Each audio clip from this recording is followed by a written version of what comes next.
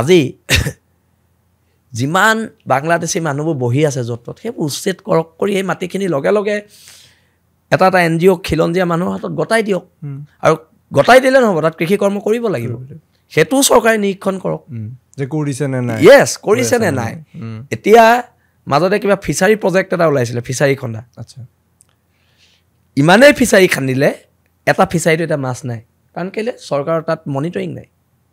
পইচাবোৰ লৈছে খাই দিছে পইচা দিছে খাই দিছে মনিটৰিং নাই মনিটৰিং চিষ্টেমটো থাকিব লাগিব আজি মোক আপুনি টকা 50,000 দিলে যে এই বস্তুটো আপুনি আনক মই আনিছোঁ নে নাই আপুনি চাবলৈ মোক মানুহ এটা দিব লাগিব না আজি চৰকাৰে পইচাবোৰ দিছে ঠিকেই দিছে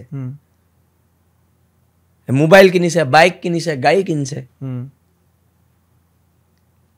কিন্তু মনিটৰিং নাই কাৰণে এইটো অৱস্থা হৈছে যে টকাটো প্ৰকৃততে ক'ত ব্যৱহাৰ হৈ আছে সেই কথা হিচাপ ৰাখিব পৰা নাই পৰা এইটো মানে মনিটৰিং চিষ্টেমটো আমাৰ অতি বেয়া পইচা উলিয়াই আছে আমুক কৰিম তামুক কৰিম কৈ চৰকাৰেও দি আছে কিন্তু কাম একো হোৱা নাই অৰ্থনৈতিকভাৱে আমি সবল হ'ব পৰা নাই এতিয়া 2026 নিৰ্বাচন অহাৰ এতিয়া দেখিছোঁ পৰিৱেশ অলপ গৰম হোৱা আৰম্ভ হৈছে